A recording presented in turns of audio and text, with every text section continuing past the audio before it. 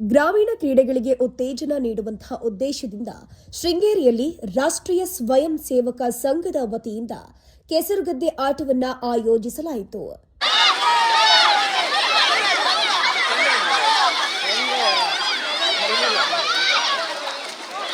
ಮಳೆಗಾಲದ ವಿಶೇಷ ಆಕರ್ಷಣೆಯಾಗಿರೋ ಕೆಸರುಗದ್ದೆ ಕ್ರೀಡೆಯಲ್ಲಿ ಯುವಕರು ಹಾಗೂ ಸಾರ್ವಜನಿಕರು ಉತ್ಸಾಹದಿಂದ ಪಾಲ್ಗೊಂಡರು.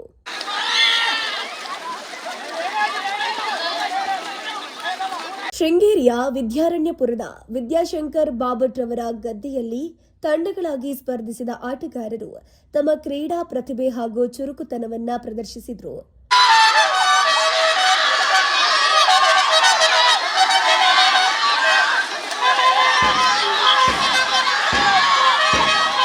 ಕ್ರೀಡಾಕೂಟದ ವೇಳೆ ಸ್ಥಳದಲ್ಲಿ ಹಬ್ಬದ ವಾತಾವರಣ ನಿರ್ಮಾಣವಾಗಿದ್ದು, ಸ್ಥಳೀಯರು ಹೆಚ್ಚಿನ ಸಂಖ್ಯೆಯಲ್ಲಿ ಆಗಮಿಸಿ ಆಟವನ್ನು ವೀಕ್ಷಿಸಿ ಆಟಗಾರರನ್ನು ಪ್ರೋತ್ಸಾಹಿಸಿದರು.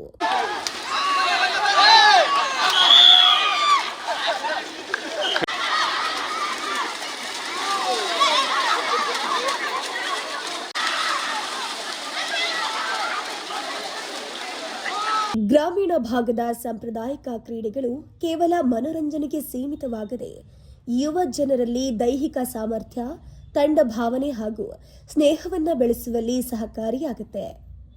ಇಂತಹ ಕ್ರೀಡಾಕೂಟಗಳ ಮೂಲಕ ಗ್ರಾಮೀಣ ಕ್ರೀಡಾ ಸಂಸ್ಕೃತಿಯನ್ನು ಉಳಿಸಿ ಬೆಳೆಸುವ ಪ್ರಯತ್ನ ನಡೆಯುತ್ತಿದೆ ಅಂತ ಆಯೋಜಕರು ತಿಳಿಸಿದರು. ಹೇಗೆ ಬದುಕ್ತಾ ಇದ್ರು ಮುಂಚೆ, ಇವಾಗ ಹೇಗೆ ಬದುಕ್ತಿದ್ದಾರೆ ಅನ್ನೋದರ ಒಂದು ಪರಿಕಲ್ಪನೆ ಇವತ್ತಿನ ಸಾಂಘಿಕಲ್ಲಿ ತಿಳಿತಾ ಇದೆ ಅಂತ ನಾನು ಅಂದ್ಕೊಂಡಿದ್ದೀನಿ. ಪ್ರಾಯಶಃ ಈ ವಿಡಿಯೋದಲ್ಲಿ ನೀವು ಅಲ್ಲಿ ಭಾಗವಹಿಸಿದ ಎಲ್ಲರ ಭಾವನೆಗಳನ್ನು ನೀವು ಅರ್ಥ ಮಾಡ್ಕೊಳ್ಬೋದು ಅನಿಸುತ್ತೆ.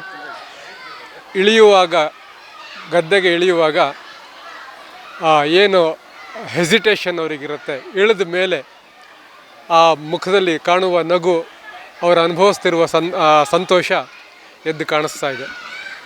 ಪ್ರಾಯಶಃ ಈ ಥರದ ಪ್ರಯತ್ನಗಳು ಮತ್ತೆ ಆದಾಗ ಮಾತ್ರ ನಾವು ಮರಳಿ ಪ್ರಕೃತಿಗೆ, ಅದರಲ್ಲಿ ಆ ಜೀವನಕ್ಕೆ ಹೋಗುವ ಒಂದು ಪ್ರಯತ್ನ ಮಾಡಬಹುದು ಅಂತ ನನಗನ್ಸುತ್ತೆ.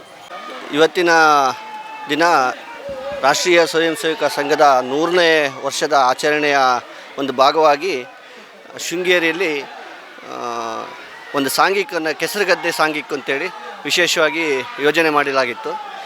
ಈ ಕಾರ್ಯಕ್ರಮಕ್ಕೆ ಒಂದು ವಿಶೇಷವಾಗಿ ಅತಿ ಹೆಚ್ಚು ಸಂಖ್ಯೆಯಲ್ಲಿ ಮಹಿಳೆಯರು, ಅತಿ ಹೆಚ್ಚು ಸಂಖ್ಯೆಯಲ್ಲಿ ಸಣ್ಣ ಮಕ್ಕಳು ಮತ್ತು ಊರಿನ ಹಿರಿಯರು, ಹೆಚ್ಚು ಅಂದರೆ ಸಣ್ಣ ಬಾಲಕರಿಂದ ಹಿಡಿದು ಹೆಚ್ಚು ಕಡಿಮೆ 75-80 ವರ್ಷದ ಹೊರಗಿನ ವಯಸ್ಕರು ಕೂಡ ಇಲ್ಲಿ ಭಾಗವಹಿಸಿದ್ದಾರೆ. ಒಂದು ವಿಶೇಷ ಗ್ರಾಮೀಣ ಕ್ರೀಡೆ, ನಮ್ಮ ದೇಶದ ನೈಜ ಒಂದು ಕಲೆ, ಹಿಂದೆ ಇದ್ದಂಥ ಒಂದು ನೈಜ ಕಲೆ ಅಳಿಸಿ ಹೋಗುವಂಥ ಹಂತದಲ್ಲಿ ಇರುವಂಥದ್ದನ್ನು ರಾಷ್ಟ್ರೀಯ ಸ್ವಯಂ ಸೇವಕ ಸಂಘದ ಮುಖಾಂತರ ಇಡೀ ದೇಶಕ್ಕೆ ಮತ್ತೆ ನೆನಪು ಮಾಡಿಕೊಡುವಂಥ ಶಕ್ತಿ ಆಗ್ತಾಯಿದೆ.